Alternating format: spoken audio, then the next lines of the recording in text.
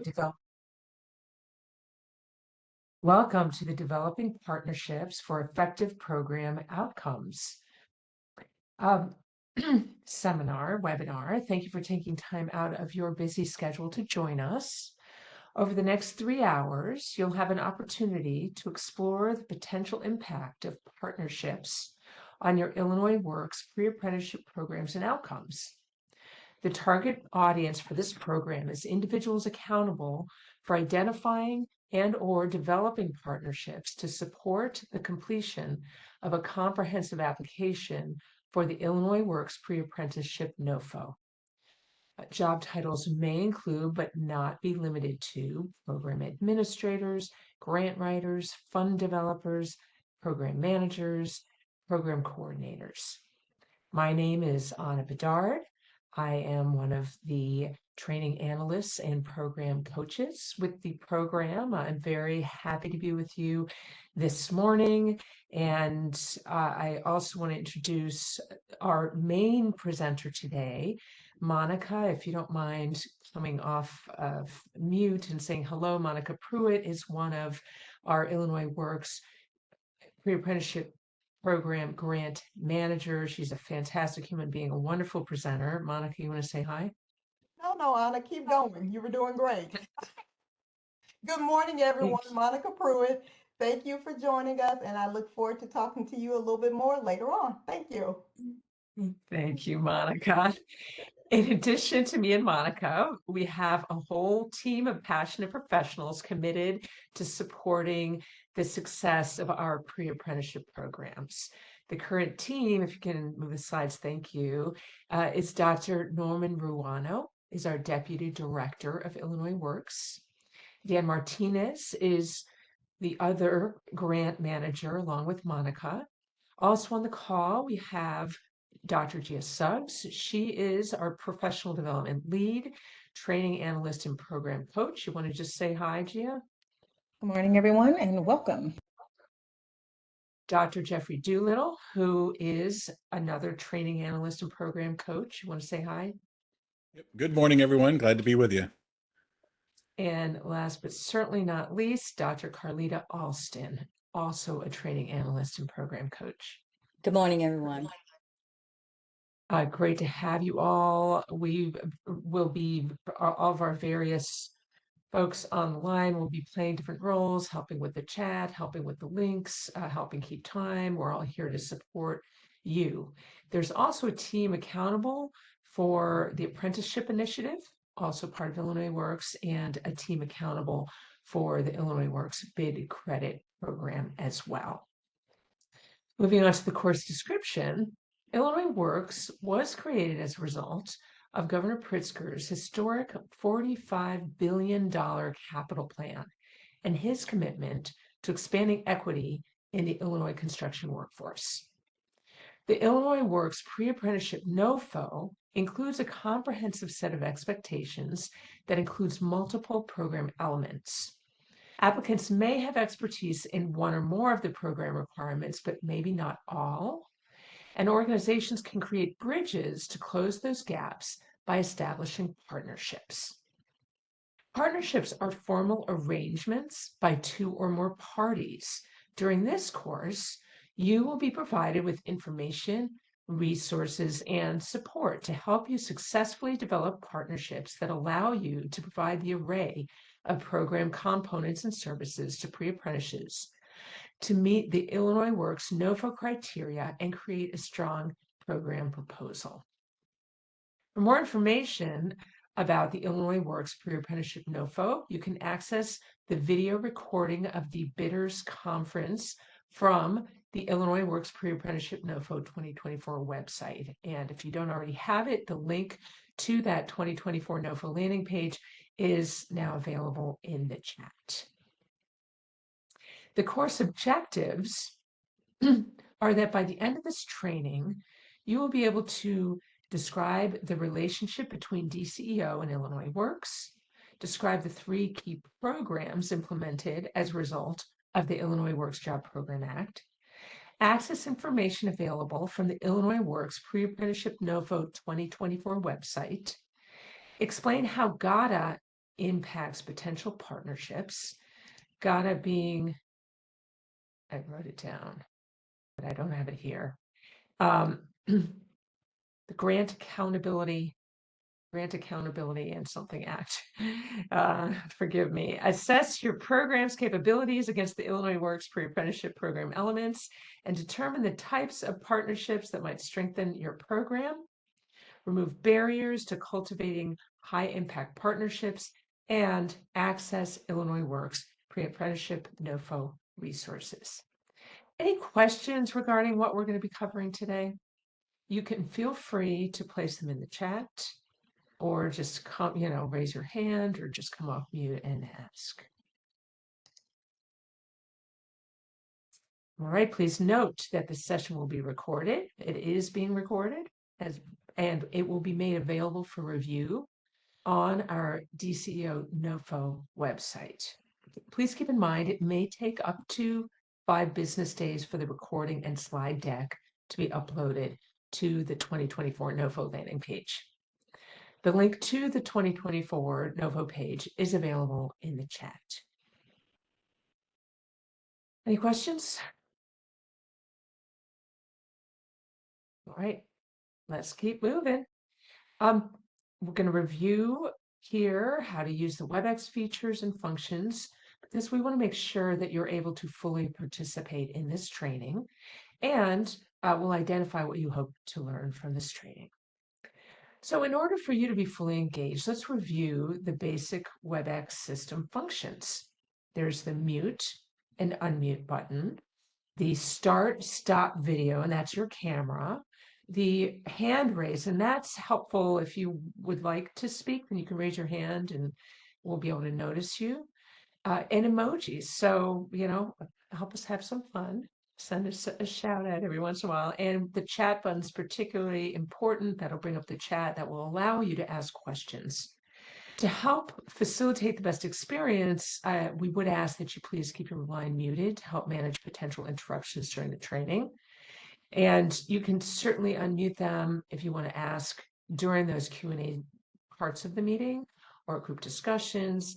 If you do have a comment or question, again, please feel free to place in the chat at any time. We will have sections at the end of each section. We'll open it up for Q&A, and some of you have seen the drill. Then we'll be able to raise those questions at that time. We will try to respond to as many of your comments and questions as possible within our allotted time frame. Mentimeter. Please, if you will, the link to the Mentimeter is in the chat, and it's being brought up now, the Mentimeter, so that we can follow along on screen. But if you go to the chat, you can just click on that link, or you can go to menti.com and then put in the code that's at the top of this screen, 15650553.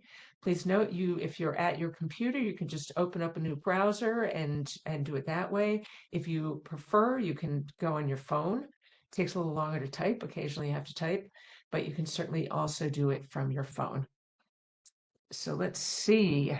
We're just going to wait for you to be able to get into Mentimeter, because we are going to use it now. So if you could come on in and please share the following: your name, your organization or agency, your role, and your geographic location.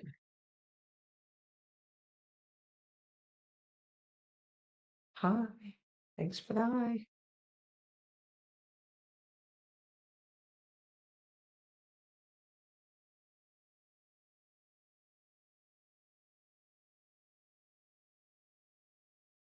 Damien, good to see you.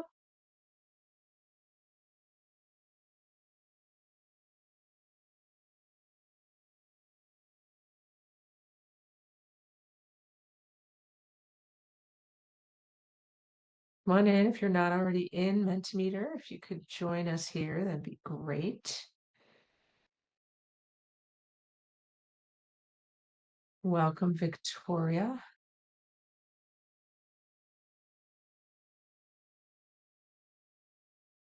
And I see we have Mark Lohman. Mark, I'm not sure what organization you're from, but welcome to you as well. It's good to see you all here. We've got another Mentimeter question that we're going to move on to, and that question is, what do you hope to learn today? Is there something in particular that you're hoping to get out of today? And if your answer is nothing in particular, feel free to write NA. But if there is something general or particular, just feel free to put it in there. And welcome. I see we've got a new person, I believe, who just joined us. So maybe we can repeat the information for Mentimeter in the chat. Oh, yeah, no, it's at the top of the slide. For those who are just joining us, you can join us at menti.com. And then you enter in that code that's at the top of the screen. And then you can join along. And what we're asking here is, what do you hope to learn more about establishing good partnerships for our candidates? It's something that I have seen in my time with the program is crucial. It's really critical, so important. And I'm really glad to see all of you here to really, make sure that you are taking advantage of partnerships and doing it the best way possible to gain a better understanding of the program. Great. And what our expectations are of partnerships. Really wonderful. We are going to cover all of that. So thank you so much. Let's move on. I think we can go back to the slide deck and I'll just check in with everyone. Any questions before we proceed to the next section? Yeah, there are no questions in the chat. Wonderful. All right.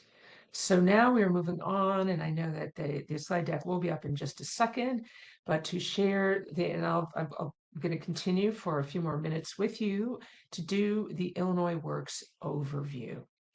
And in this, by the end of this section, you'll be able to describe the role of Governor Pritzker's historic $45 billion capital plan in the creation of Illinois Works, explain the role of the Illinois General Assembly regarding the Illinois Works Job Program Act, describe the unique characteristics of the Illinois Works Innovative Workforce Development Model, articulate the mission of DCEO, describe the relationship between DCEO and Illinois Works.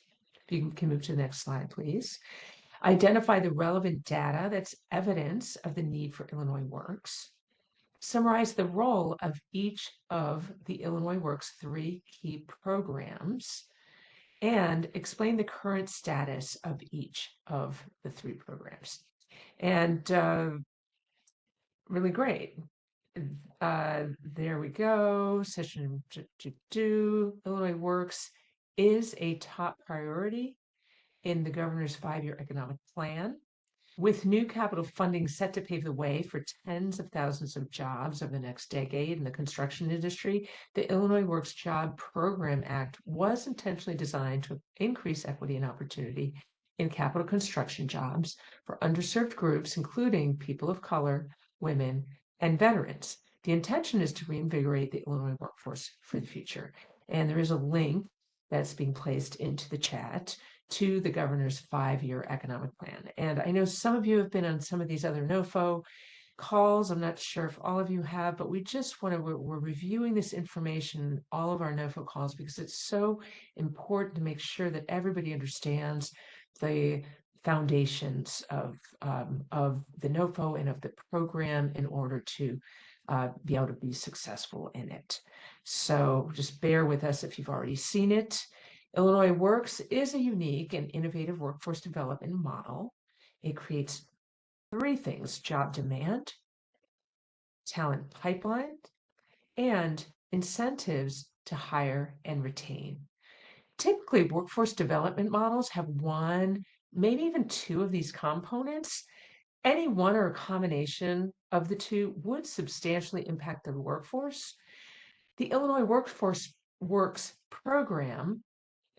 program encompasses all 3 of these key components to create a comprehensive response to workforce development at all levels.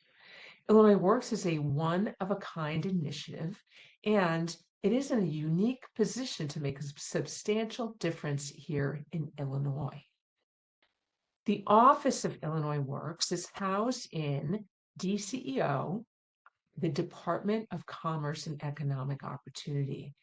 DCO's mission is to support and maintain a climate that enables a strong economy for our customers, and that includes taxpayers, businesses, workers, and communities. And as I mentioned earlier, Illinois Works was created as a result of Governor Pritzker's $45 billion Rebuild Illinois Capital Plan to expand equity. The Illinois Works Jobs Program Act is a statewide initiative to ensure that all Illinois residents have access to state capital projects and careers, including the construction industry and the building trades. The goal is to provide contracting and employment opportunities to historically underrepresented populations in the construction industry. This effort specifically targets women, people of color, and veterans. You can access information about DCEO and Illinois Works through the DCEO website. First, click About Us, and it's up in that ribbon.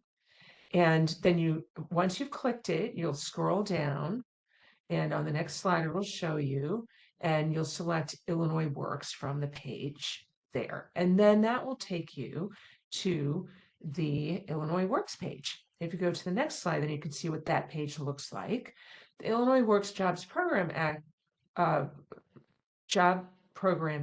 webpage will appear, and then to the left you'll see, and actually down the whole left side you'll see links to each of the three key programs, including the Illinois Works Pre-Apprenticeship Initiative.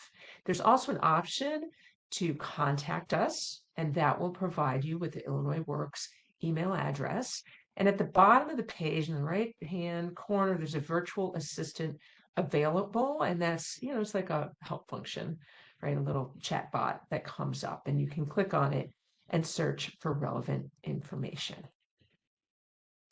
The DCO Office of Illinois Works, with the support and partnerships of communities, building trades, and the construction industry, delivers three key programs: the Illinois Works Apprenticeship Initiative, the Illinois Works Pre-Apprenticeship Program, and the Illinois Works Bid Credit Program. And we will review each of these three programs in detail, not super detail, but we will review each of them in turn coming up. With your partnership, when we achieve our goals, we will have provided a career pathway for residents in disadvantaged communities, provided eligible apprentices with the skills for lifelong job security, promoted construction as a viable job industry for women and minority communities, provided the construction industry with a consistent, skilled workforce for generations to come, and created new partnerships between state agencies and community organizations. So thank you, everyone who's on this call. Many of you have been with us already. Thank you for your already partnership and your interest in continuing your partnership. For those who have not already been with us, thank you for your interest. And we're really excited about making this big difference with you.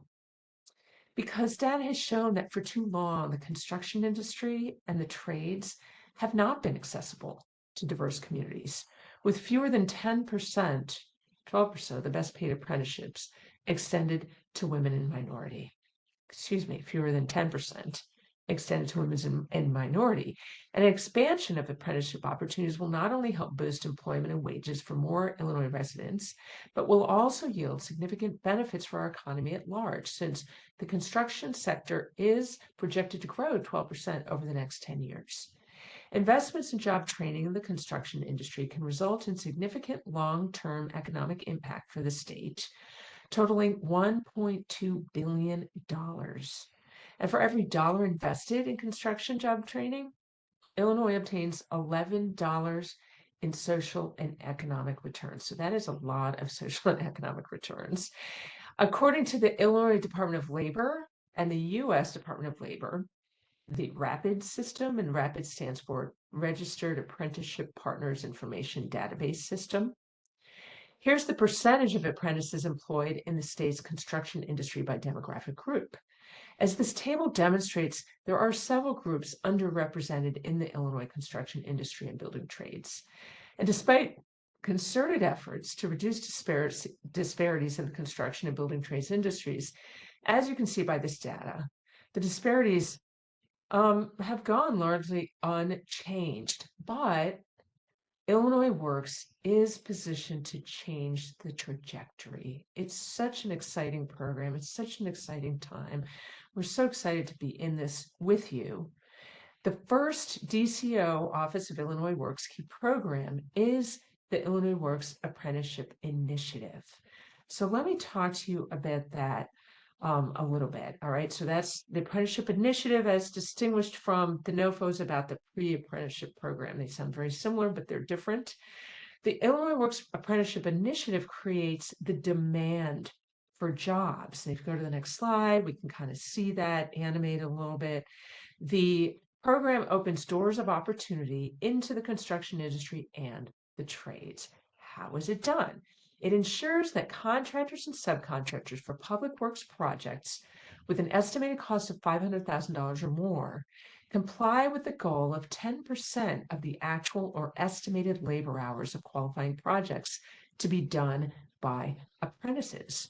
And furthermore, that 5%, so like half of the 10%, 5% be done by individuals who have graduated from the Illinois Works program and a couple of other similar programs in the state of Illinois. So this is a built-in demand for graduates of the Illinois Works Pre-Apprenticeship program. The Apprenticeship Initiative is operational and working on the compliance of state agencies. The Apprenticeship Initiative launched in June of 2020, and it's presently overseeing the program implementation of over 800 projects worth over $8 billion. As part of Illinois Works' commitment to continuous quality improvement, in August of 21, we launched a new system and allowed us to transition from a manual quarterly reporting system to a real-time reporting system that utilizes smart sheet technology. The state agency is responsible for ensuring compliance. And so it's the state agencies that are, in charge of the projects. It is the responsibility of those state agencies to follow the steps on the slide, and the Office of Illinois Works proactively monitors each project to ensure that it complies. When considering grantees or awardees or loan recipients, state agencies are responsible for determining if the apprenticeship goal might apply to the project, ensuring the grantee or contractor completes the budget supplement, monitoring grantee contractor compliance with apprenticeship goals, reviewing waiver or reduction requests, and upon completion of the grant or contract, collect certification and submit it to the DCO Illinois Works office. The next program that I'll talk about is the Illinois Works Pre-Apprenticeship program.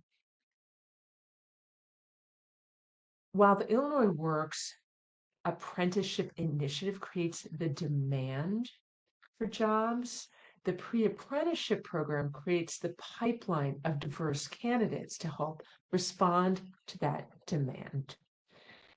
The pre-apprenticeship program creates a qualified talent pipeline to fill job opportunities with diverse candidates.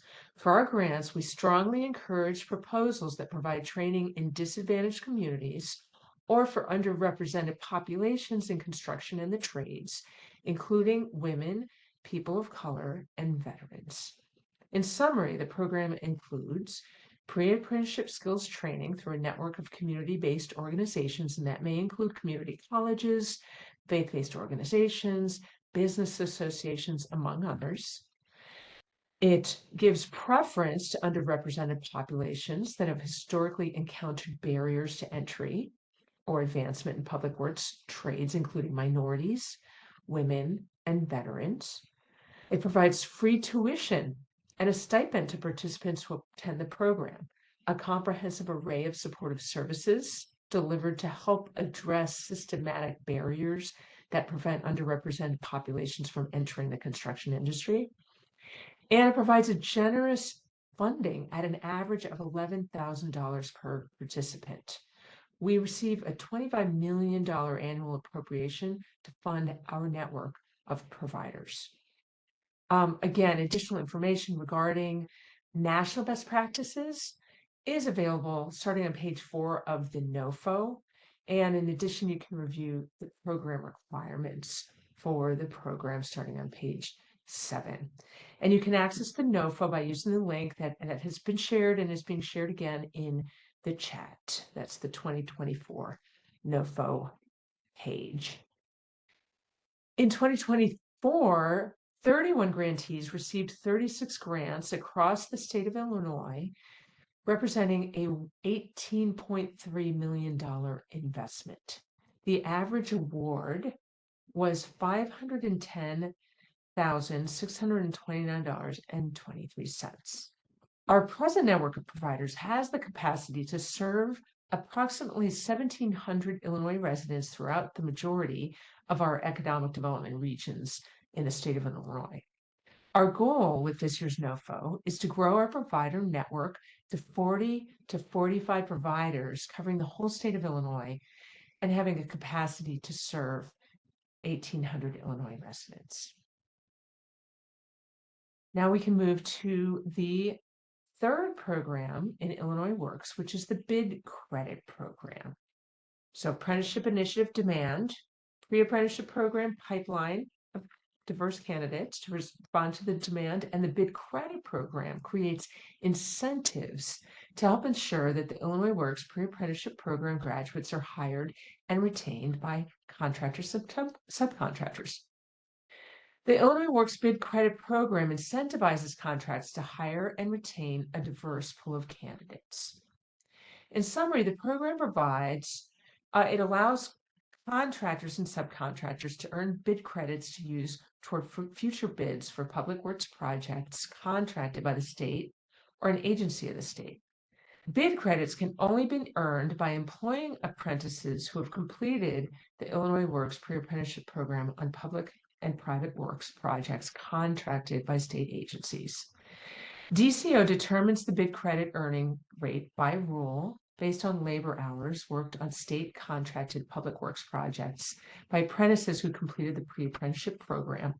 The rate is published, and it may include maximum bid credits allowed per contractor, per subcontractor, per apprentice, per bid, or per year. The Illinois Works Bid Credit Bank is administered by a CEO that's being established, and DCO is developing that mechanism and the technological tools for tracking the bid credits. I believe that's may have already been completed, as a matter of fact. And then in addition, if we can just go to the next slide, we have a new applicant tracking system under development.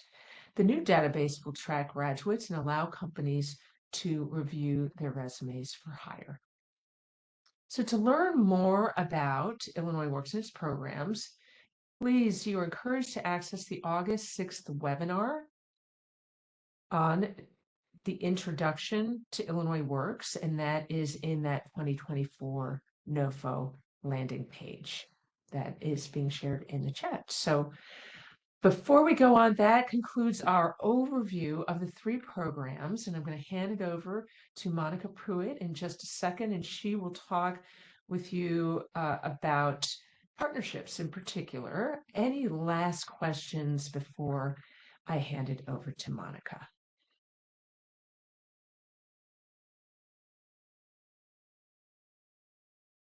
All right, Monica, take it away. It's all mine. Okay. Good morning again, everyone, and a special thanks to Dr. Anna for presenting today. We have lots more to cover in these next couple of hours, and it would be an awful heavy lift without her. So thank you, Dr. Anna. Section 4 is about program elements. By the end of this section, you will be able to describe the evaluation criteria for the Illinois Works Pre-Apprenticeship Program NOFO application, identify the program elements under program requirements in the NOFO, and complete a partnership self-assessment of the program elements. As most of you know, the DCEO Notice of Funding Opportunity, also known as the NOFO, for the Illinois Works Pre-Apprenticeship Program was released on July 26, 2024. In fact, most, if not all of you, are likely here today because you saw the release. If you have not, you can access the notice of funding by using the link that is being shared in the chat. Before we jump into some more of the program elements, we'll talk a little bit about the evaluation criteria. Applications will be graded using a merit review process and scored based on the following criteria: applicant capacity, 25%, documentation of need, 25%, project quality and integration, 30%, and cost effectiveness and return on investments, 20%. Additional details regarding the merit review criteria can be found in section E1 of the NOFO. The department will designate an evaluation committee to grade each application received for this funding opportunity. Grants will be awarded and funding levels will be determined per application based on its alignment with the requirements of this NOFO. Based on the review, applicants may be selected to enter into negotiations with the goal of arriving at acceptable grant terms, including budgetary and scope of work provisions, at which time the final decision to make a grant award will be made. As a reminder, the application period is June 26, 2024 through August 30th, 2024 at 5:00 p.m. If this anticipated timeline changes, DCEO will notify all applicants of the new timeline. Okay, so let's talk about program description. This section provides an overview of Governor Pritzker's executive order regarding workforce development and job creation. Illinois Works, as Anna just told you, has 3 key programs which we reviewed at the beginning of this section as well. There are national best practices, program history, program goals, program requirements, and also performance goals and measures. We will revisit program requirements in detail later during this session. To access this section of the NOFO, go to Program Description, Program Requirements. Okay, and so that section that I just referenced starts on page 6 of the NOFO, as these requirements are really the heart of the NOFO, and we need to discuss those in detail. These program elements represent each of the requirements for a high-quality pre-apprenticeship program that can significantly increase apprenticeship opportunities for historically underrepresented populations. As we have previously noted, these populations include women, people of color, and veterans. Specifically, Illinois Works NOFO has a dual goal. The first is to increase representation in the following economic geographic areas. And you all probably know these by heart, but they are Central Region, which is Sangamon County, the North Central Region, which include Peoria County and McLean County, the Northeast Region, Region 4, which encompasses DeKalb County, DuPage County, Kane, Kankakee, and Kendall counties, McHenry County, suburban Cook County, and Will County. The Northwest Region, or Region 6, includes LaSalle County and Rock Island County, along with Whiteside County. Region 7 includes Marion County and Lawrence County, and last but not least, the Southern Region, or Region 8, includes Jackson County. The second goal is also to increase the number of programs that can serve underrepresented groups we presently are not adequately serving, including Asians, women, and veterans. For those of you who attended the Bidders Conference on August 8th, this information and graphics should be familiar. Let's take a brief look at the elements that may require some emphasis and may lend themselves well to a partnership, as partnerships are a vital part of our program requirements. So now we're going to talk about the capabilities and partnership self-assessment. When considering partnerships, the first step is to identify your organization's capabilities. In essence, which of the program elements can your organization respond to at the highest levels? Let's complete the capabilities and partnership self-assessment together and find out. So, what we're going to do now is to share a copy of the self-assessment tool using the file transfer feature. As it takes about 30 seconds, I'm going to give production a little head start as I talk about how this works. You will be able in just a moment to download the capabilities and partnership self-assessment document from the transfer table that will appear on your screen. Let's look at the next slide, which talks about the self-assessment scale. As we review each of the program elements using this document, assess your program's current capabilities using the following scale. 1 means that you have no experience or no expertise in that area. 2 means that you have moderate experience or expertise in that area. And then 3 indicates that you have extensive experience or expertise in that area. All right, now that everyone knows the scale, are there any questions before we get started? Are there any questions in the chat?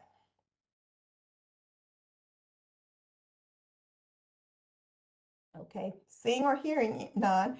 First, we're going to talk about wraparound supports.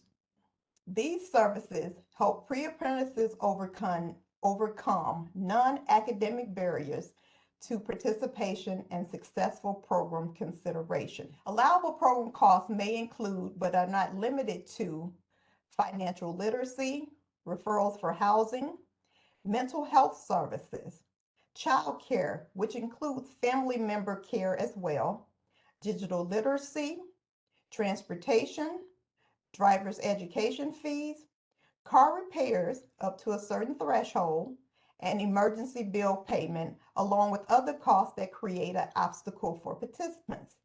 If you are referencing the NOFO, additional wraparound services can be found on page 5. So,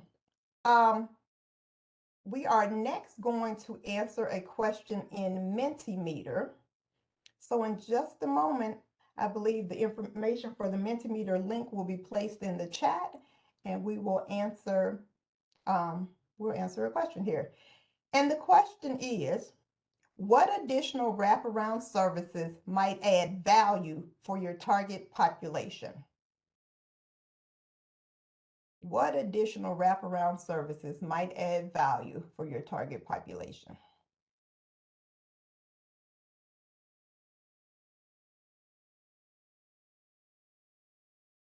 If you're not able to use Mentimeter, please feel free to share your answer in the chat. It's being monitored as well. Are there any additional wraparound services maybe that were not on the list we just talked about that might add value to your target population?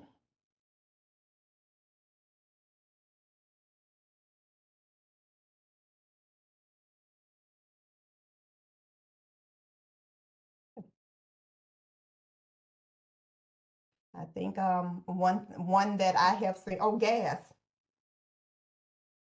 And interestingly enough, I don't think transportation outside of car repairs were on that list, but transportation costs are definitely one of the wraparound services that our participants can opt into, and a lot of gas cards are provided. Healthcare and mental health, absolutely. Absolutely. We all have to be healthy, both physically and mentally, to do the best job we can. So yes, those are definitely wraparound services that, again, a participant could opt into. Child care. And as I said, child care can actually include family member care in the event that maybe there's an elderly person in your home that needs care while a participant is in training. Food and groceries. Absolutely. None of us function well if we're hungry. So yes, wraparound services could indeed include food and groceries. Okay. Thank you all. Okay, so let's pull out our self-assessment document that you just downloaded from the file transfer. And what we're going to do is go ahead and start with number 1. So each of you individually, stop and think. Does your organization have expertise and experience in providing these type of services? And the services we're speaking of are your wraparound services. Are you in a situation where you can provide things such as financial literacy, childcare, transportation, things like that, that would help a person be able to stay into training and also transition into an apprenticeship? So looking at your document, read the description and respond to number 1 on the capabilities and partnership self-assessment regarding wraparound services. Don't overthink it though. The intent of this exercise is just to give you a snapshot of your current capabilities. Let's take just another moment and just figure out, what do you think your organization's capability is in that area?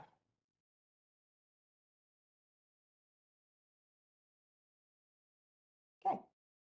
I hope everyone has had an opportunity to provide an answer. So next we're going to go on to our student support services. Your program must provide plans for assisting participants in maximizing their academic success and attaining the required certifications and credentials.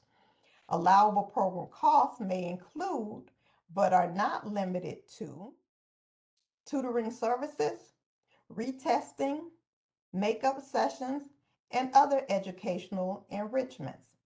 As a reminder, student support services are different from wraparound services, as student support services are primarily academic in nature. Also, student support services can be provided on a mandatory or voluntary basis, while participants must opt in to wraparound services. Okay, back to work. Let's look at our self-assessment again. This time, read the description and respond to number 2.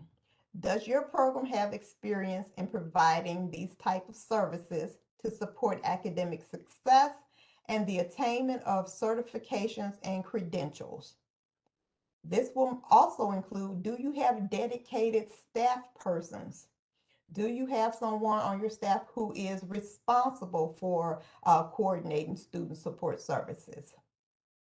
And as a reminder of the scale again, 1 being no experience or expertise, 2 moderate experience or expertise, and 3 extensive experience and expertise.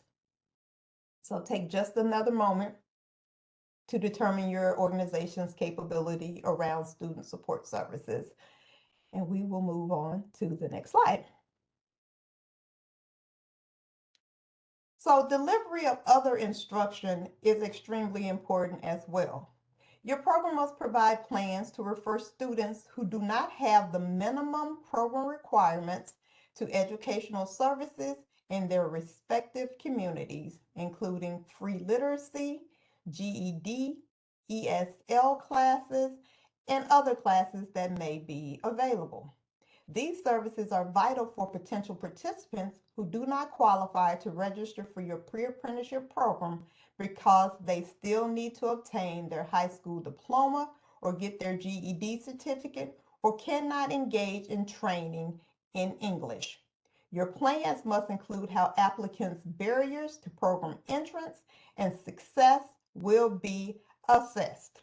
Your plan should include strategies for removing barriers for underrepresented groups. Okay, so back to our self-assessment, where we'll look at number 3.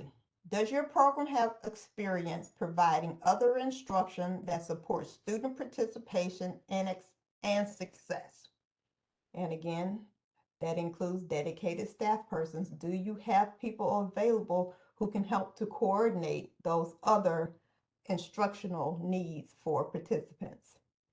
Please use the scale 1 through 3 to answer that question. And we'll move on to the next part, which is outreach and recruitment. Your program must outline proactive recruiting and outreach strategies that will generate a significant response from your target populations. Keeping in mind, Illinois Works focus on underrepresented groups that enroll in and successfully complete your pre-apprenticeship program. Your strategy must acknowledge race and gender disparities in regional construction and building trades occupations. Applicants do not need to serve all populations targeted by this NOFO. They can focus on one or more of the underrepresented populations, including women, people of color, and veterans. Applicants must understand and communicate union and non-union DOL registered apprenticeship program requirements to program candidates. Additionally, if the organization is offered a grant award, the team is required to create a marketing and outreach plan. This time we're going to look at number 4, equity focus on our self-assessment assessment. Does your program have experience engaging in your intended target populations, be it women, people of color, and or veterans?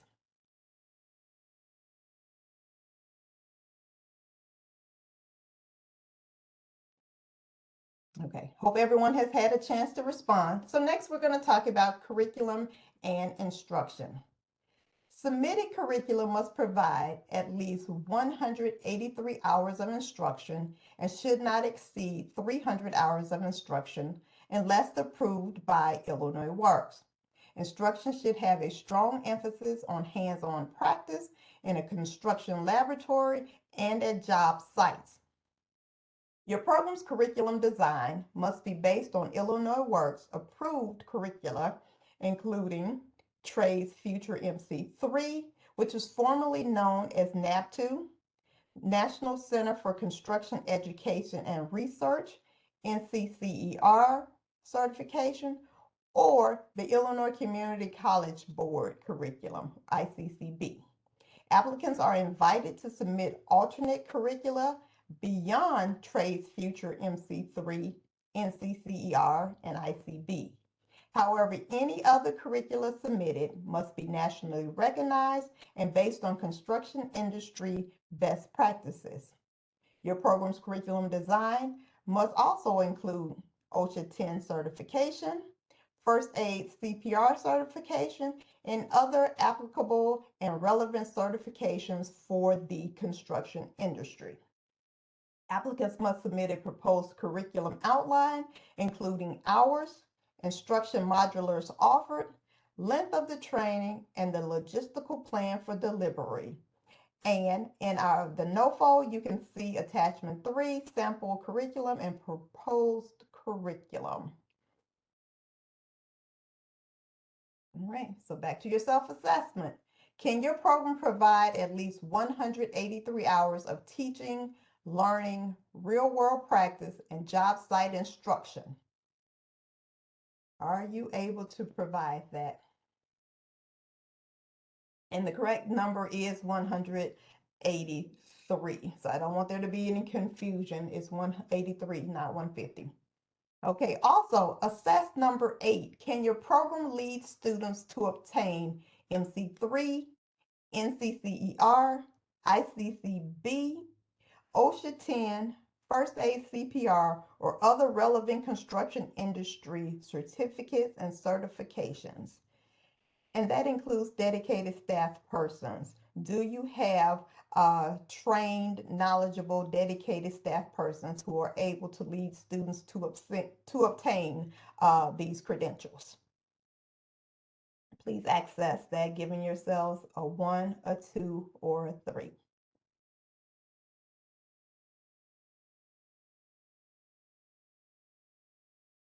I hope everyone has had an opportunity to complete that. Let's move on to learning. Applicants must explain how they will coordinate education and learning, necessary support and retention services, and coaching from other partner institutions. The department is also interested in applicants who will use innovative teaching and learning tools, including online virtual learning, such as alternative reality, also known as AR, or virtual reality, VR, immersive training and learning techniques, amongst others. Grantees are expected to offer experiential training. I practiced that and didn't do very well. Also known as development by doing. Work-based learning and practicum offers opportunities for pre-apprentices to do construction work at job sites while receiving feedback from program instructors. Work-based learning and practice allow participants the opportunity to put into practice what they've learned in the classroom. Work-based learning sites include supervised job sites, community-based job sites, government job sites, and other opportunities that allow participants to put what they learn into practice. Okay, time to go back to your self-assessment. This time you're looking at areas 9 and 10. Read the description and respond to number 9. Does your program have extensive experience leveraging innovative tools, including online learning and virtual learning during unforeseen events? This could include things such as the COVID pandemic, bad weather, any unforeseen natural weather occurrences. For number 10, work-based learning and practicums, does your program have experience providing and/or coordinating work-based learning or on-the-job training? So please assess your organization using the scale 1, 2, or 3.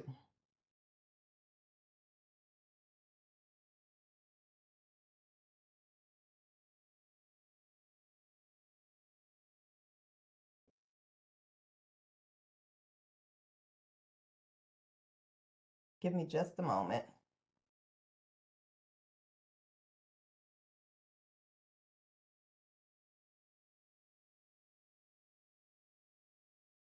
My mouse got away from me. Okay, so let's talk about transition and follow-up.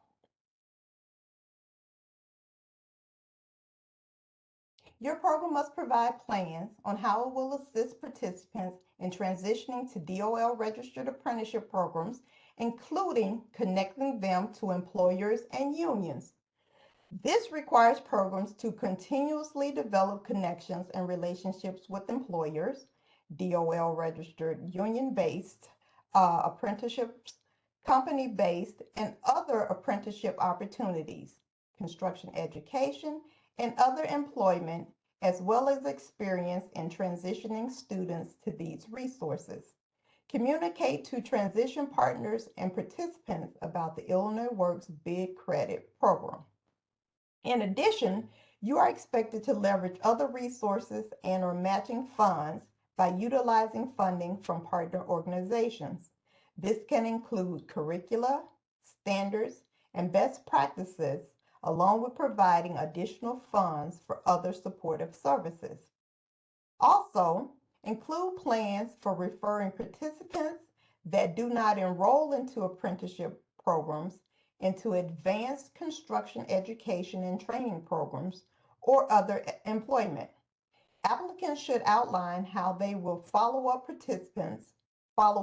participants beyond program completion on at least a quarterly basis for a period of 1 year.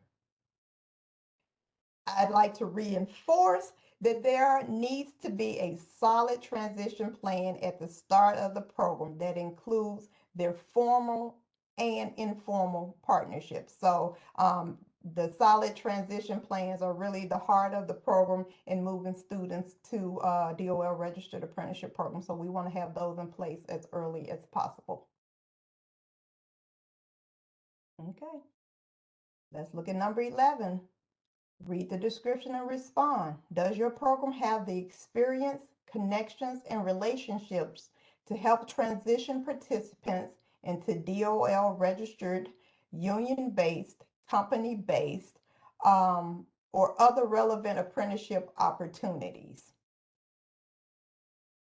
Look at number 12. Does your program have experience conducting follow-up with participants beyond program completion on at least a quarterly basis for a period of 1 year? And that's really important to have dedicated transition people. So we ask that those people are a part of your staffing plan. Okay, I hope everyone has had an opportunity to respond. And we'll talk about data tracking. As you know, our goal is to significantly increase apprenticeship opportunities for historically underrepresented populations, which will be evaluated by DCEO and the Illinois Works Review Panel and reported to the Illinois General Assembly. Given this, your program will be required to successfully transition participants, collect and track data and outcome measures. Your program will be required to utilize the Illinois Works Reporting System, also known as IWRS. IWRS is a reporting platform and workforce program management tool used to track grantee performance and progress toward the negotiated outcome measures for your program. Data entry is expected to take place in real time, meaning that data entry should be taking place at least weekly, if not more frequently. All programs should plan to have a dedicated data entry coordinator responsible for data entry and integrity. The data is used by DCEO to verify compliance progress and complete and create required reports for the Illinois Works Review Panel and the Illinois General Assembly. Additionally, it allows the Office of Illinois Works to conduct longitudinal evaluations to verify and document the impact of the program on enrollees and the state of Illinois. So now let's look at number 13 and assess your capabilities and partnership, your capabilities in acclimating to new data management systems, as well as data collection, data entry, and data tracking.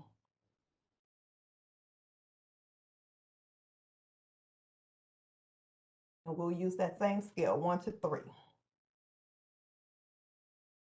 Does your program have experience in acclimating to new data management systems, as well as data collection, data entry, and data tracking? Okay. If you've all had an opportunity to respond, we're gonna switch over, I believe, and go to a quick Mentimeter question. Identify 3 to 5 elements that emerged as capabilities for your program. These should be the elements of your capabilities and partnership self-assessment where your program scored a 3. So where did you find that you have the highest capabilities and opportunities for partnerships?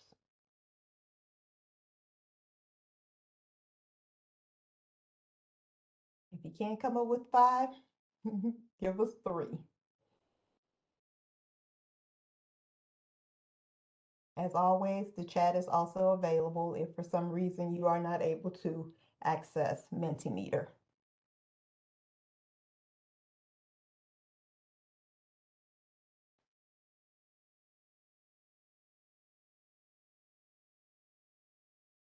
Thank you. Dr. Gia has placed the Mentimeter link in the chat again.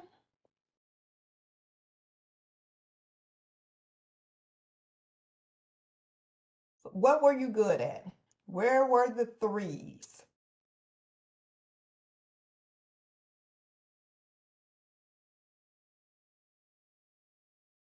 This is an opportunity to brag, so we'd love to see some responses. What are you really good at?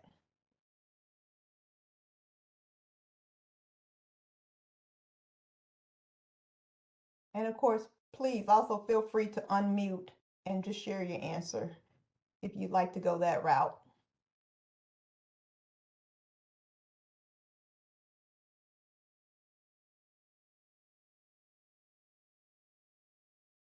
I see Mark had something there in the chat. Can't quite read that one.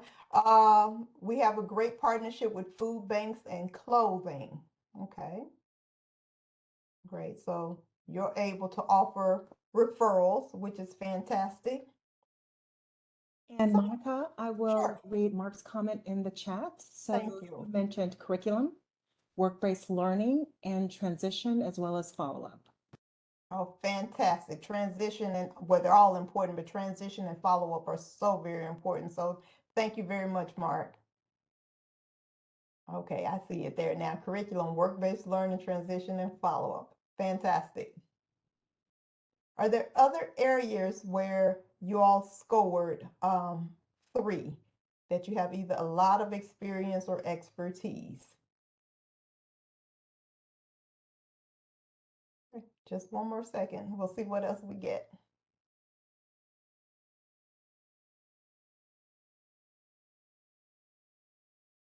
Okay. Financial literacy, barrier reduction curriculum, transitions. Fantastic. We were strong with wraparound services. Wraparound services are so important.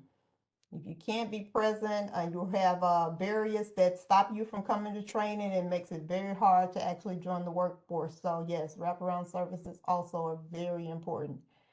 Equity focus, fantastic. We are looking at special populations, so equity focus is extremely important. Curriculum, follow-up, learning, and transitions. Excellent. Feel like we can just cut things off right. Hey, you guys got it. Very good. Okay, very good. Thank you all for participating. We appreciate that. Okay. Let's see. Aha. Okay. So you identified your program's capabilities, and the next step is to identify areas where partnership might complement your program to create a portfolio of services that encompass each of the requirements we just discussed. So in this next Mentimeter question, please identify the 3 to 5 elements where your program might benefit from a partnership. And these could be elements on your capabilities and partnership self-assessment where your program scored a 1. Okay, we got an answer. Good. We need partnership for the transition component. Okay. Are there others? And for the comment about the transition component, we have a transition coordinators community of practice. So I'm sure one of the things they talk about is forming partnerships for transition. So that would be an important resource for new grantees. Housing, okay.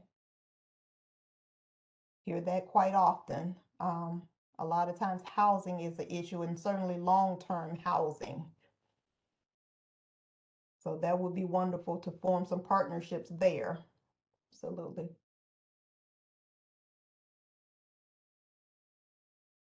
Are there others? Other elements where your program might benefit from a partnership?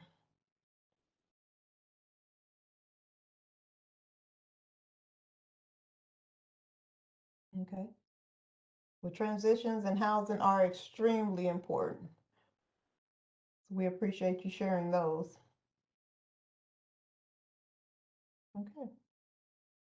So the elements where your program scored a 2 on the capabilities and partnership self-assessment, you and your team will need to decide if this is an area where capacity can be developed or if partnership would be more appropriate. So I don't know if I was very clear with that one, but for the areas where your team scored a 2, think about, do you need to is this an area where the capacity can be developed or if a partnership would be more appropriate? So that's something to ponder as you move forward.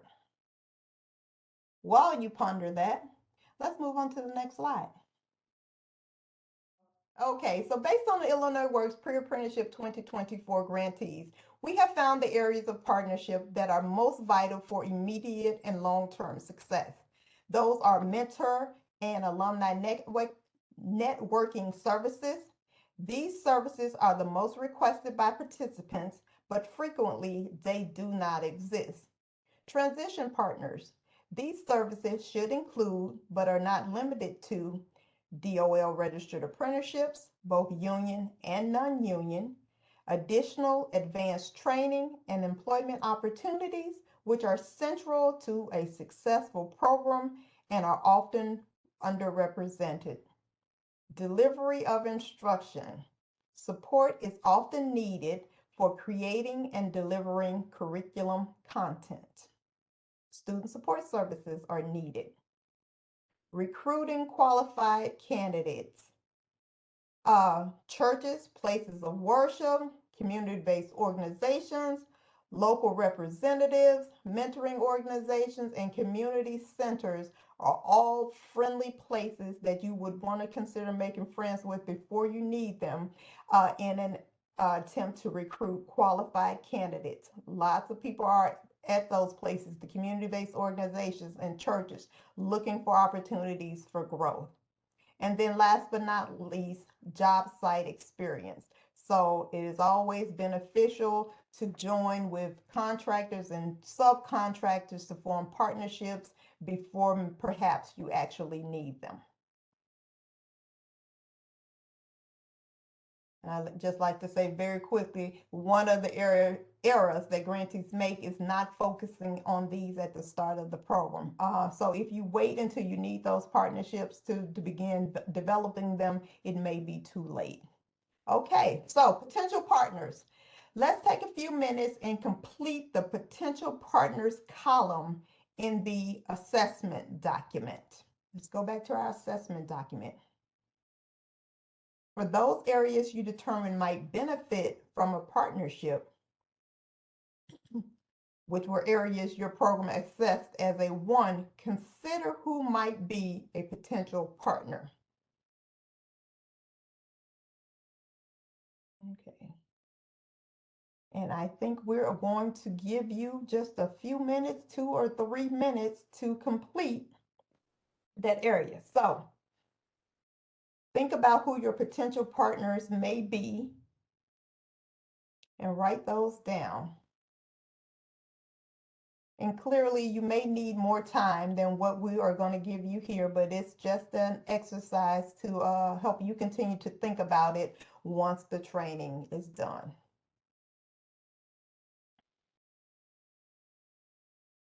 So let's take another minute or so.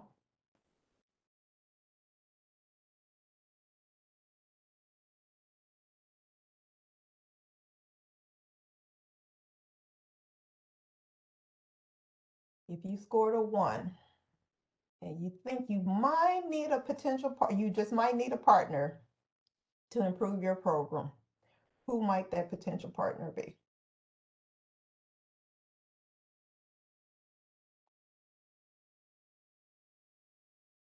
Okay. I hope you all are coming up with some good answers. I hope you're thinking outside the box, maybe considering some organizations locally that perhaps you hadn't worked with before, some contractors in the area that perhaps you have not worked with before. Hopefully you will consider reaching out to them and developing some new friendships and some new partnerships. Okay. And again, please continue thinking about that as the training ends and you return to your daily work.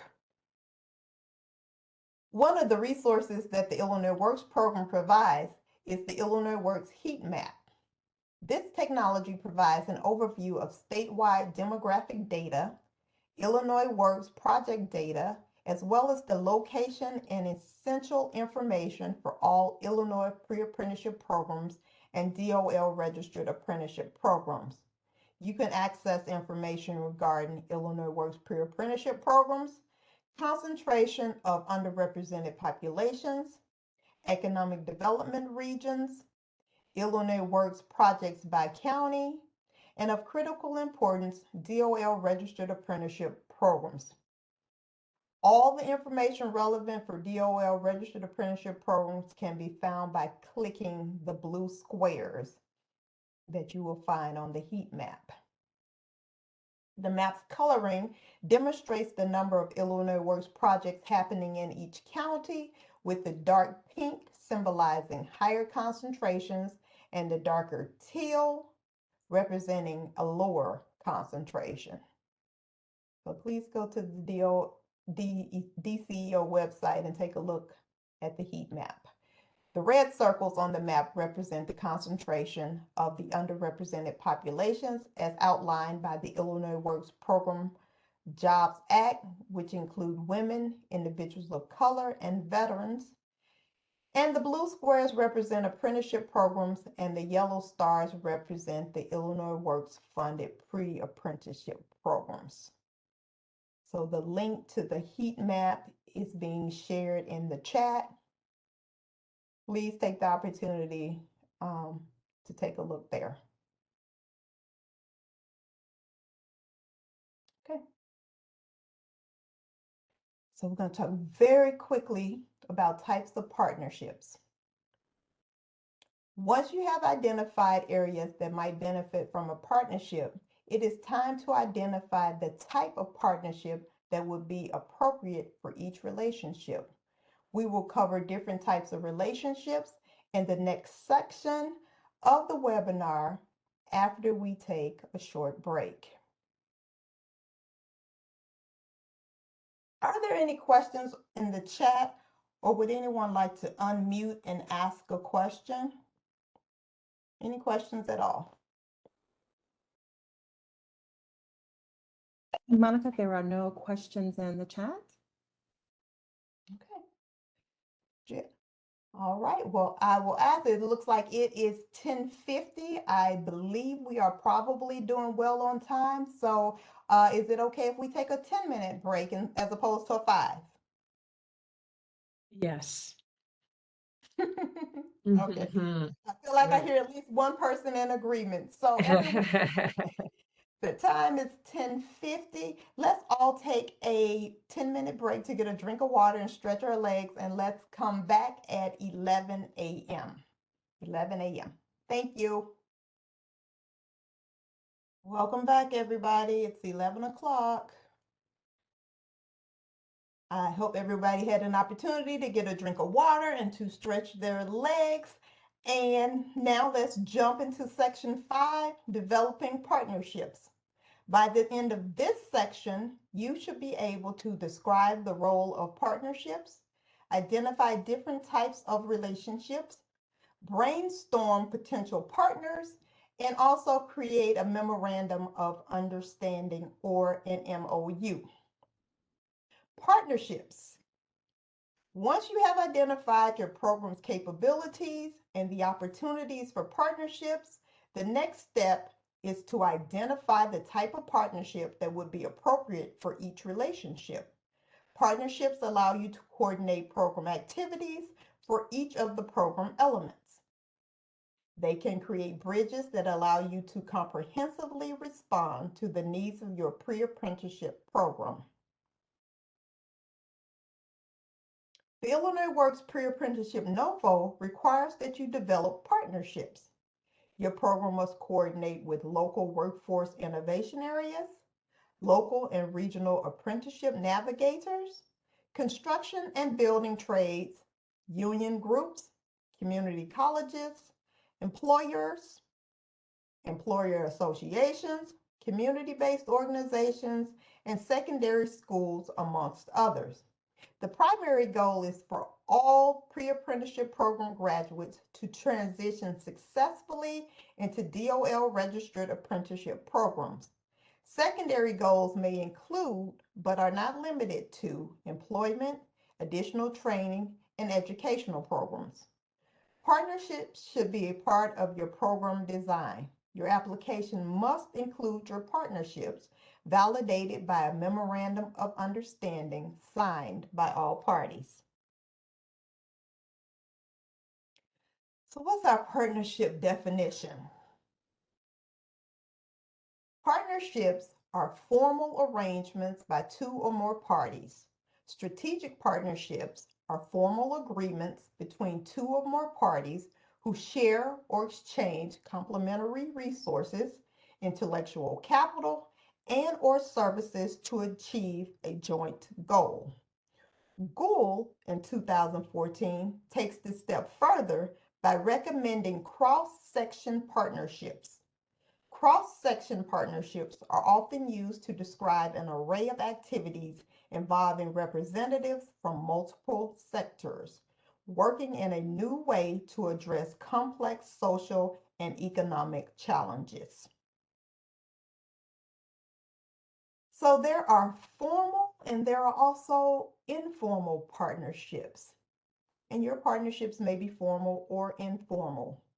Formal partnerships are highly structured engagements that are often guided by predetermined guidelines outlined in a written document, that being a memorandum of understanding or contract that is signed by both parties. Formal partnerships are most effective when they are based on reciprocity, which may include the exchange of funds for services. Informal partnerships are strictly based on the strength of the relationship between organizations, programs, or even individuals. Given this, informal partnerships typically do not have a memorandum of understanding or contract that outlines this interaction. It is not uncommon for an informal partner to refuse to sign a written agreement, as the engagement is based on the strength of the relationship. Although these are informal relationships, the lack of formality is not an indication of their strength, value of their support, and commitment to the project. In fact, these can be some of the most valuable partnerships to your program. The Illinois Works Pre-Apprenticeship NOFO acknowledges the following roles: partners and providers. Partners are typically formally structured, long-term relationship entities that work together with you to address complex issues to achieve a shared goal. You and your partners both contribute your unique capabilities to the relationship to maximize outcomes. It is not necessary that providers contribute to solving complex issues or even that they have joint strategic goals. Providers can contribute by effectively delivering a needed service. They can be an extension of your program service team. An effective provider contributes services, activities, and or tasks that support your program's outcomes per their commitment. Their role is to simply get the job done. Both partners and providers can provide critical support for your program's success. So who do partners include? Partners may include the following: recipients or grantees, and also subrecipient and subgrantees. Providers may include contractors and vendors. So recipient or the grantee are usually non-state entities that receive an award directly from a state awarding agency to carry out the activities as outlined in the award. A subrecipient or subgrantee is a non-state entity that receives a subaward for the purpose of carrying out part or a portion of a state award. The subaward creates an assistance relationship between grantees or recipients and the subgrantee or subrecipient. There's contractors and vendors. They are usually a non-state entity that receives a contract to provide goods and or services for the awarding non-state entity. The contract creates a procurement relationship between the contractor and the grantee or recipient and or the subgrantee or subrecipient. A vendor may provide products or services but does not necessarily require a contract.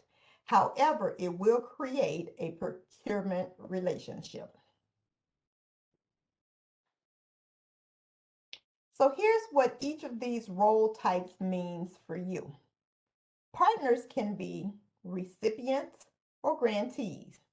These relationships must be GATA pre-qualified, are officially on the record for the grant, and can receive the actual funds for the grant through a grant agreement with DCEO. They require an MOU with subgrantees. Recipients or grantees must be a nonprofit. Recipients or grantees must report program participation and outcomes through the periodic performance report and periodic financial report, plus other reporting required by Illinois Works. And last but not least, the grantee or the recipient must maintain program documentation for 3 to 5 years. And that can vary as ARPA or the American Rescue Plan Act requires 5 years, while most state programs require 3. You have subrecipient and subgrantees. These relationships do not need to be GATA pre-qualified. While they do not have to be GATA pre-qualified, they also must not be on the debarred list, suspended list, excluded parties list, nor the sanctioned parties list. Subrecipients or subgrantees are officially on the record for the grant and can receive the actual grant funds if that is a program requirement. It requires a memorandum of understanding with the grantee and can be a for-profit organization. It can also be a nonprofit organization. Subrecipients must report program participation and outcomes, and again must maintain program documentation for the required time frame, whether it be 3 through 5 years. Last, subrecipients must provide services and outcomes that are reported and managed by the recipient or by the grantee. Providers can be contractors and vendors. These relationships do not require GATA pre-approval. Contractors and vendors are not officially on record for the grant agreement. They are listed on the NOFO project plan, which is attachment A, and I believe those attachments are included as a part of the NOFO, but not always.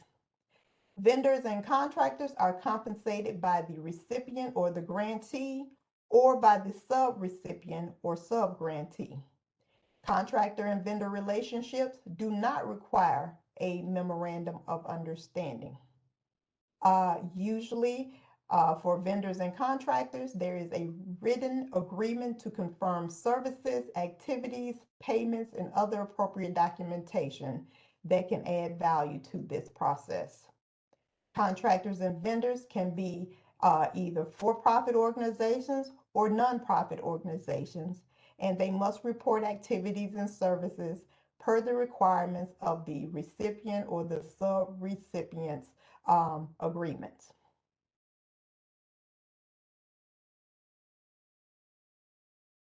Okay, so it looks like we're going to have an opportunity to revisit the capabilities and partnership self-assessment. For those capabilities you identify potential partners, consider which type of relationship that might be appropriate. Reminder, the types of partnerships are grantee recipient, subgrantee subrecipient, and contractor or vendor. We'll allow 2 to 3 minutes for you to complete the types of partnerships section of the assessment. But remember, don't overthink it. This is just intended to help jumpstart your thinking regarding these relationships. So let's take about 2 minutes to complete that task.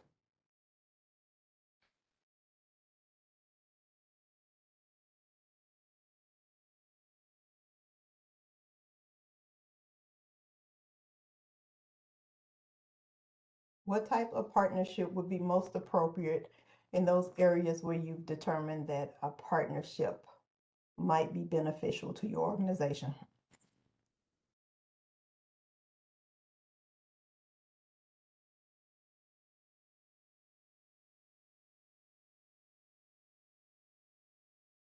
And again, those types of partnerships are grantee or recipient, sub-grantee, sub-recipient, and contractor or vendor.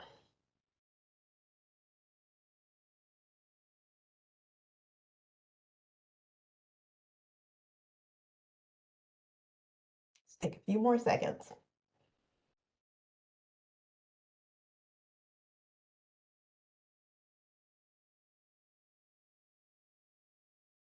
Okay. Thank you all for participating there. Let's jump into memorandums of understanding. A memorandum of understanding, or an MOU, is a formal agreement between two or more entities. Although they are not legally binding, they do communicate a degree of seriousness, mutual respect, and understanding regarding accountabilities. MOUs are required by the NOFO for partnerships between recipients or grantees and sub-recipients or sub-grantees. A MOU typically includes, but may not be limited to, purpose and scope, background, project or curricular program name, responsibilities under the under the MOU per entity, agreed upon mutual understandings, reporting requirements, record retention, and effective date and signature. We're going to jump to Mentimeter. And what we're going to ask you to consider is, based on your experience with MOUs, what additional context have you found valuable for an MOU? That's a pretty long question. So let's start thinking about that while the question pops up. Based on your experience with MOUs, what additional context have you found valuable for an MOU?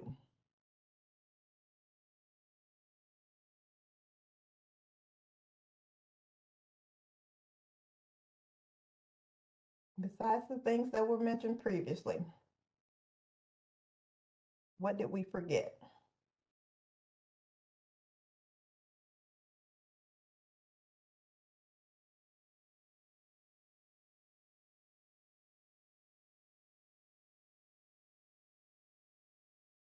Clarifying frequency in which we will be utilizing services. Excellent. The contact person to resolve problems or issues. There are certain to be some problems or issues to arise. So yes, it'd be very important to know exactly who you should be dealing with. And as we're coming to the end of summer, I really like the clarifying frequency in which you're utilizing services. It's amazing how often the lawn care people come when really your grass does not need to be mowed. So yes, very important to clarify frequency. Terms for discontinuing the relationship, right? How much notice needs to be given? Do you need to give them 30 days notice, or can an agreement be ended immediately? An understanding of the relationship between the two partners. Absolutely. What are you responsible for and what am I responsible for? And how the team will handle referrals for services. Right. It's all about having a plan in place as to how we will move forward. So absolutely. These are great responses. Thank you all so much. The one I thought of personally was the dollar amounts for specific services to be rendered.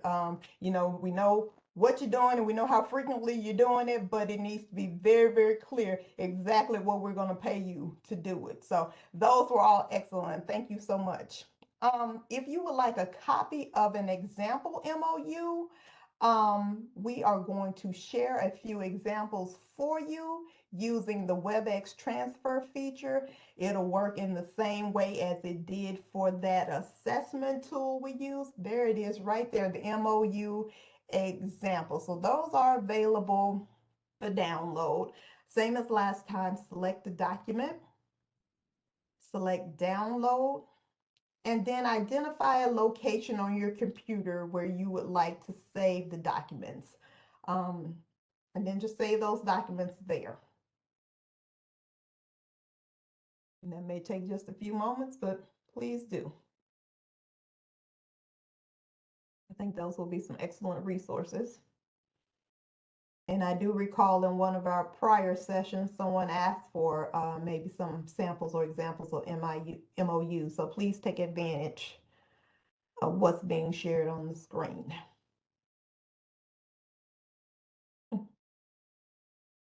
While we wait, Gia, do there happen to be any questions or anything in the chat before we move on? No, there are no questions in the chat. Excellent. All right. Thank you all. Okay. So as we get back into the presentation, we are going to look at NOFO application and partners. It is important to identify your partners in your application in response to the Illinois Works NOFO.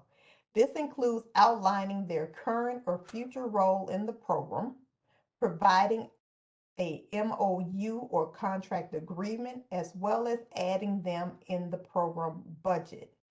Your written agreement should include any training accreditations, relevant organizational credentials, and other vital information. Ensure there is clarity around what role and responsibilities your organization will fulfill, as well as those which your partners will fulfill. And since I mentioned the program budget, please make sure to clarify in the budget narrative what you are paying partners for and clearly communicate how much they will be paid. Accountability. It is important to keep in mind that the grant recipient is the one who will be ultimately held accountable by Illinois Works and DCEO for the execution of the grant agreement. If a subrecipient or subgrantee or provider is not performing as agreed, they can be removed and or replaced. However, the recipient or the grantee will be held accountable by DCEO. Please note, failure can lead to being placed on the Illinois Stop Payment list. If you are placed on this list, you will not be considered as a recipient grantee or subrecipient subgrantee for any future funding opportunity as long as you remain on the list. So it is critical to not be placed on the Stop Payment list. To learn more about GATA pre-qualification and the Illinois Stop Payment list, visit the informational session on the Illinois Works Pre-Apprenticeship NOFO 2024 website, specifically the GATA pre-qualification webinar. You can access session offerings scrolling to the bottom. For your convenience, the website link is being placed in the chat.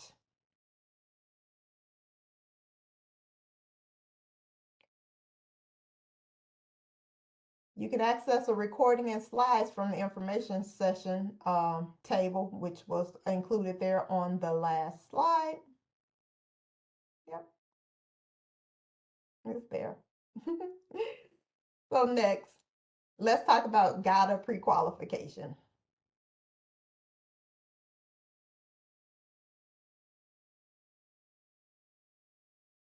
Okay. The first step in your grant application process is your Grant Accountability and Transparency Act pre-qualification, also known as your GATA pre-qualification. You cannot apply for a grant under this NOFO if you are not GATA pre-qualified. For information regarding GATA pre-qualification, access the DCEO Grantee Requirements page or watch the recording of GATA for new state applicant session from August the 8th, now available on the 2024 NOFO website. For your convenience, that has been placed in the chat. There we go. GATA time frame. It is important to note that the GATA pre-qualification process can take several weeks. If you have not completed your GATA pre-qualification, it is critical to get started now. And by now, we mean as soon as we're done here at noon now. This is not just a state process, it involves a federal process as well. If you do not have your GATA pre-qualification, your proposal in response to this NOFO will not be considered. For more information regarding the above criteria, you can access the GATA Grantee Resource website using the link that is being shared in the chat now. Are there any questions?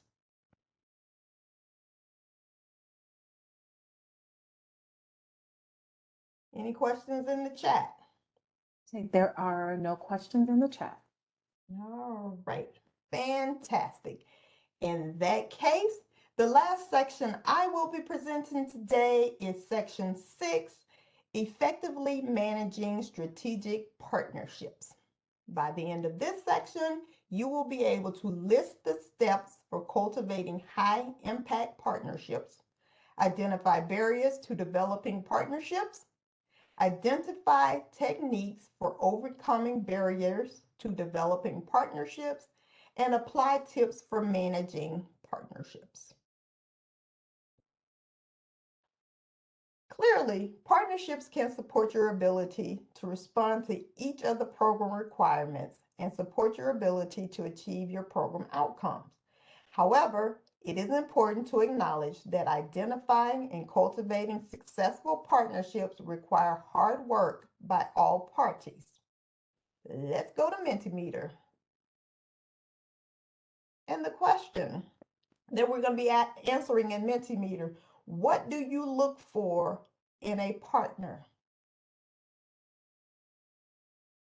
As you're thinking about, partnerships and sub-recipients and maybe contractors and vendors, what do you look for in a partnership? What's important to you?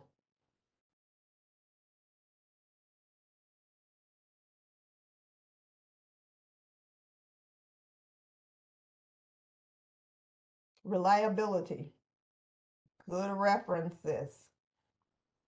Yes. There's nothing like a good reference, and reliability is so very important. They are an expert in the service they are supposed to be providing. Right.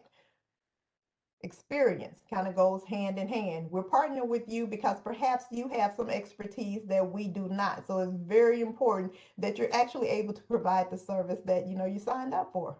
Trustworthiness, yes. Skills and ability, education, respectful relationships, communication, yes. Communication and that trustworthiness go together. Because as I said in a slide or two, ultimately the recipient or the grantee is the person who is responsible for the actions of all parties as it relates to this grant. So yeah, let's communicate. Let me know what's going on. They have a history of honoring their commitments. Enthusiasm for serving businesses and individuals. Yes, absolutely, especially those individuals that we are looking to move into, a better work plan and life plan. Those underrepresented populations, it's especially important that they are enthusiastic about serving those individuals. Yes, I love it. All of these answers are fantastic. Great job on your list. Thank you so much for participating. What we want to do now is look at a few additional things that we might look for in a partner. Partners should have a track record of high performance in the specific area of support you are looking to leverage for your program. Partners should have rapport with the organization and be able to cultivate a positive working relationship with your team. Partners should have an organizational vision that complements your organization's vision and mission. Vision misalignment can cause conflicts, and we don't want conflicts. Partners should be clear about performance expectations. For example, Illinois Works requires real-time reporting in our data management system, IWRS. Relevant partners must agree to input the appropriate data into the data management system. If they are not in agreement with that or they're not willing to do real-time reporting, they may not be a good partner after all. Have the appropriate organizational level credentials and staff credentials for the work they are being contracted to perform. This is particularly relevant as it relates to training certifications. Those OSHA instructors need to be OSHA qualified. Same with your first aid and your CPR, and of course your construction training. So that is extremely important. Have the correct legal structure for the partnership. These expectations should be outlined in the memorandum of understanding and or outlined in the contract that is being signed by both parties. That includes compensation, including the amount, the requirements for payment. Do you need to submit a detailed invoice for payment? That needs to be outlined in your conversations as you're developing these partnerships. And also payment expectations. Are you paying 30 days post receipt of your payment from Illinois Works? Are you paying on a quarterly basis?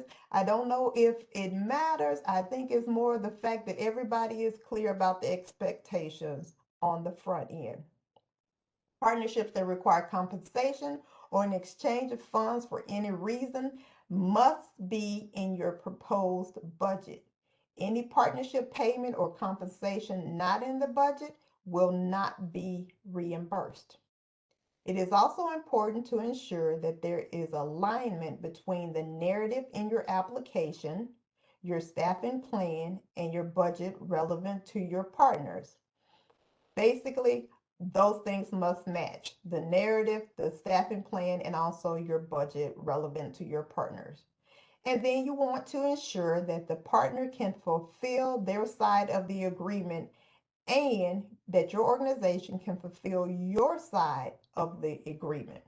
That ensures that your organization has the credentials, the staff, and the bandwidth to comply with your end of the agreement. So it's not all on the partners, it's also on the organization as well. Now, one thing that needs to be shared is that Illinois Works cannot mediate or engage in contract negotiations nor disputes. A grantee's contract dispute will not impact or change any outcome expectations as outlined in the funding agreement with Illinois Works. So that's just another way of saying, again, that the grantee or the recipient of the grant is the organization that is responsible for the work that is done through this grant agreement. Okay, Mentimeter. Okay, and what we're going to be asking you to consider this time is what might be some potential barriers to developing successful partnerships? What might be some potential barriers to developing successful partnerships?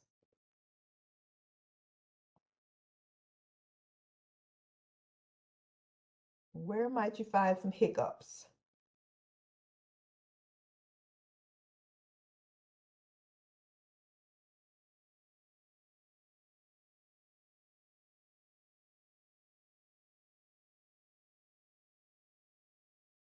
I suppose those will be the opposite of those things that we were looking for in partners.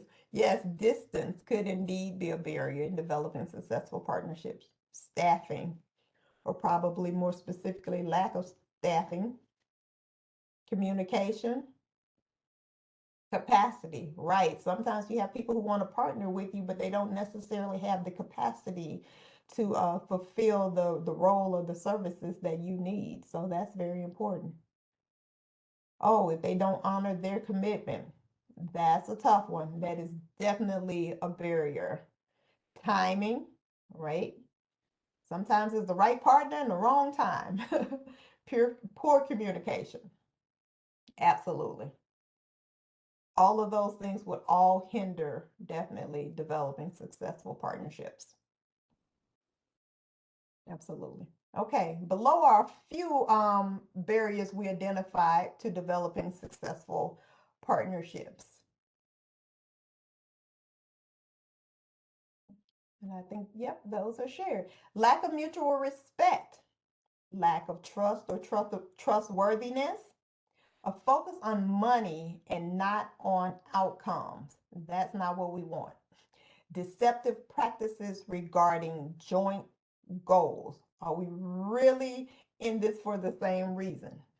Poor listening skills, unwillingness to acknowledge or confront issues or challenges, a lack of subject matter expertise in areas that are supposed to be capabilities in that partner's realm, competition instead of cooperation, hoarding of information, and then developing cliques or silos are definitely barriers to developing successful partnerships.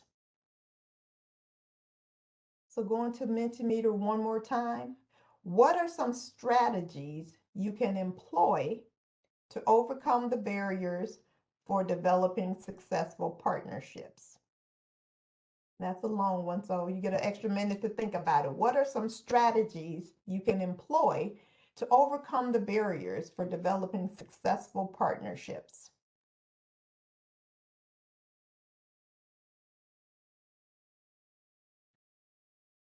Regular meetings. Absolutely. That one is important. It's a great way to maintain communication. Team building. Yes, you're only as strong as your team.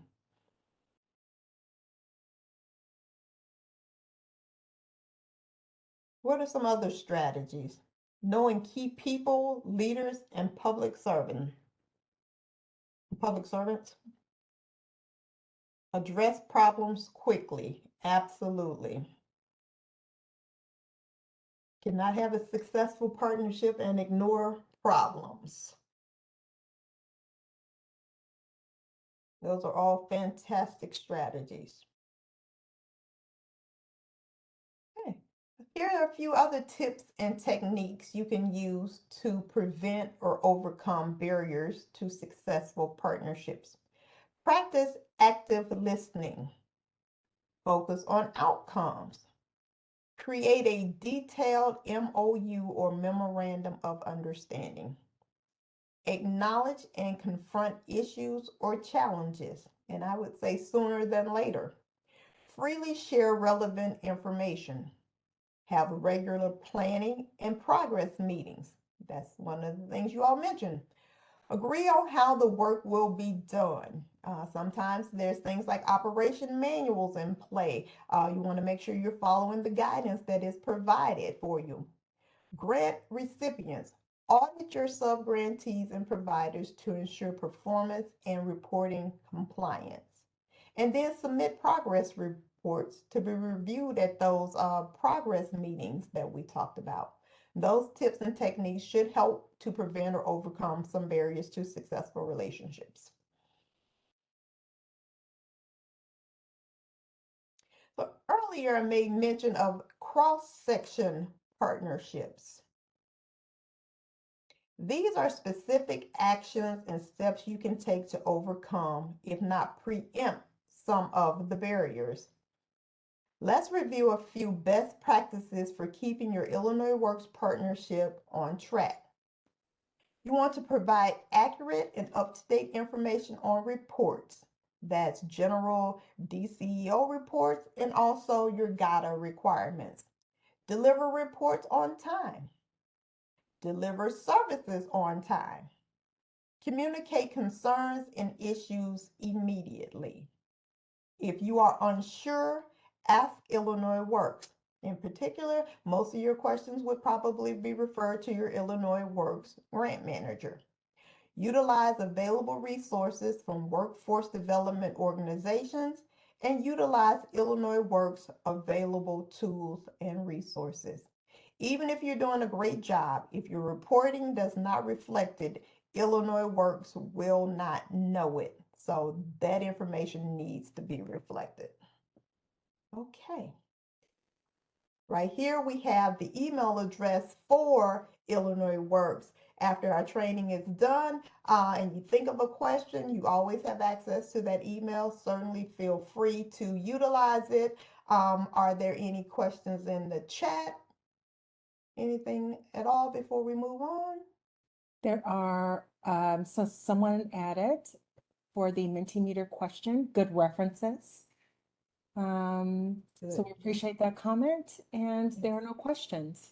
Absolutely fantastic. So if there are no more questions, I'm going to turn things over to Dr. Anna Bedard, who will present the last section on available resources. But before I do, Anna, I thank you at the beginning. At this time, I'd like to take the opportunity to thank the rest of the team.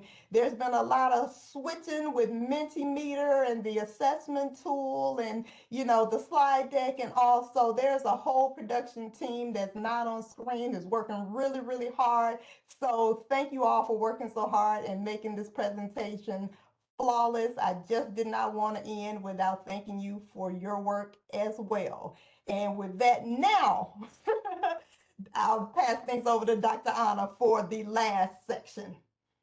Here, here, I agree. Thank you very much. So this is our final section, and then we'll end with an evaluation.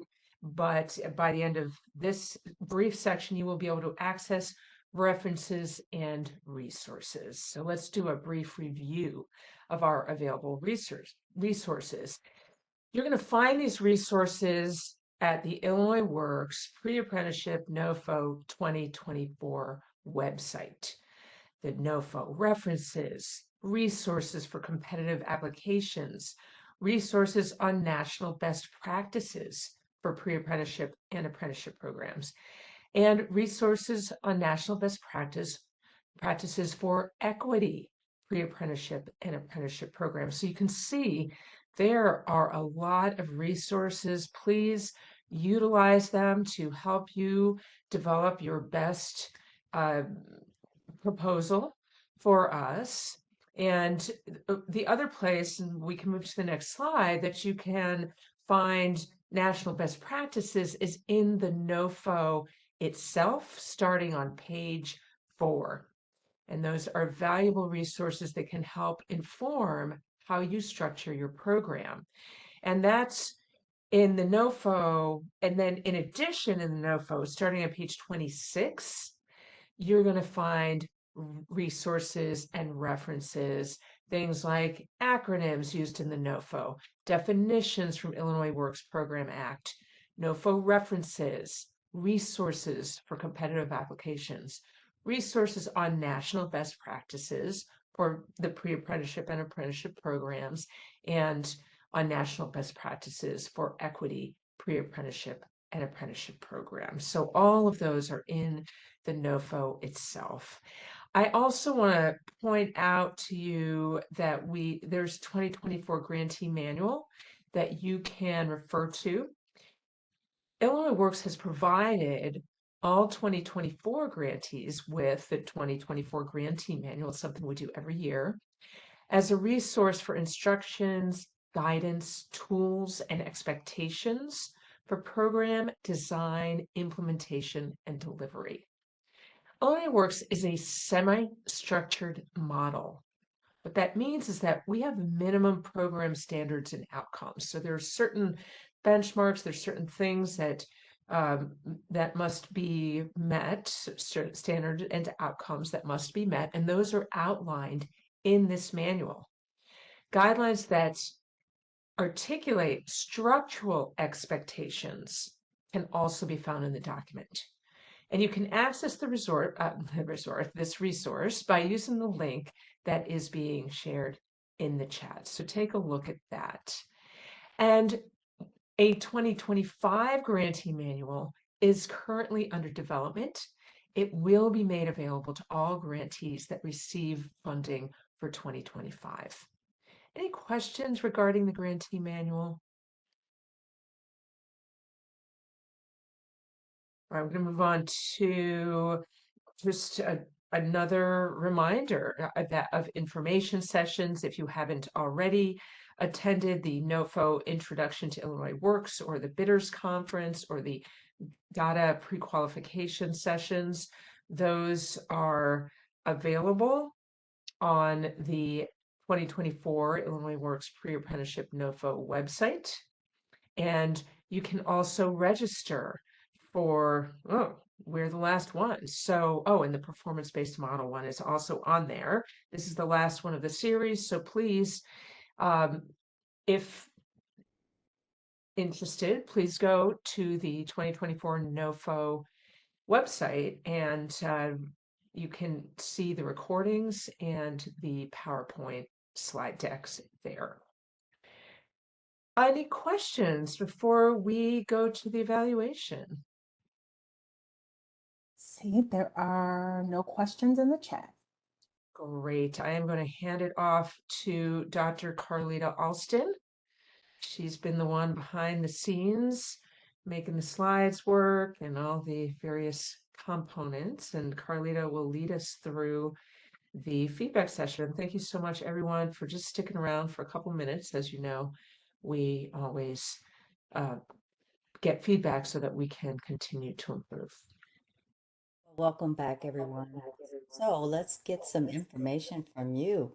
If you will, the Mentimeter should be in the chat for you to rejoin. But let's start with the first question. Please share your views on this training by rating the following statements from 1 being the lowest to 10 being the highest.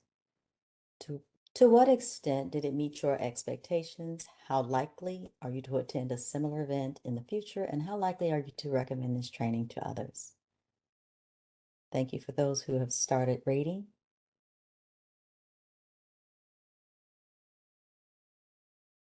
I'll give you another few seconds here. Okay, thank you. The next question, the course was relevant to what I wanted to learn about this subject matter. Strongly agree, somewhat disagree. I'm sorry, strongly disagree. All right, we have some somewhat agree, some strongly agree. I'll give you a few seconds to get your vote in. Strongly agree is taking the lead here. All right. Thank you so much. I plan to apply what I learned. Go ahead and rank your decision.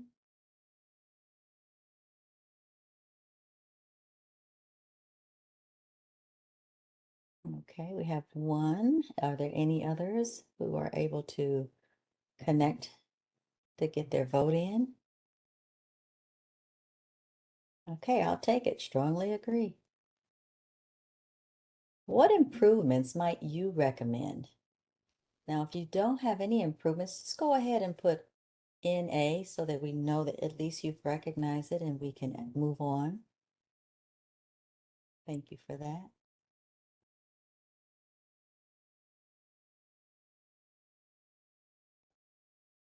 All right.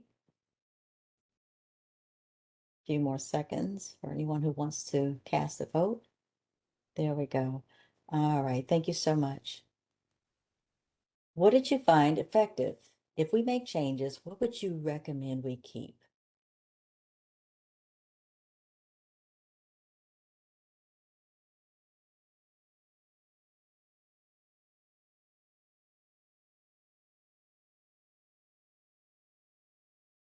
I'll give you a few minutes to gather your ideas, type it out, and submit it so we can share it with the group.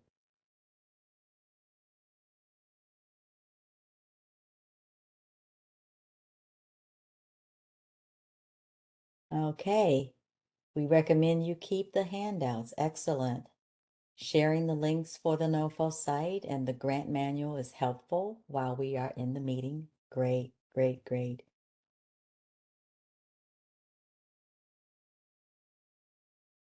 Explaining the information in detail. Thank you for that. We appreciate that. There's a lot of work that goes into creating these types of webinars to provide you with quality information so that you're very prepared for what is to come. So thank you for that. Multiple excellent presenters. Yes, I definitely agree with you.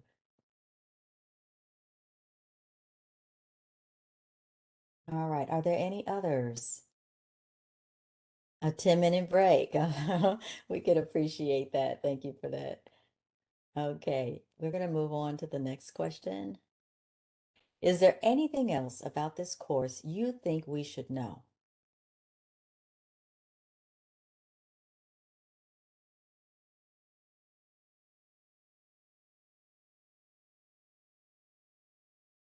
I'll give them a few minutes to gather their ideas.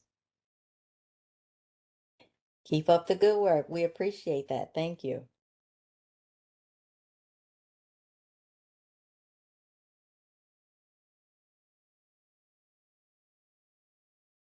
Are there any other comments? Okay. I'll give it a few more seconds, and I think we might be there. All right. Well, thank you, everyone. We thank you for your time, and good luck to all of those who are applying for the NOFO. Have a great afternoon.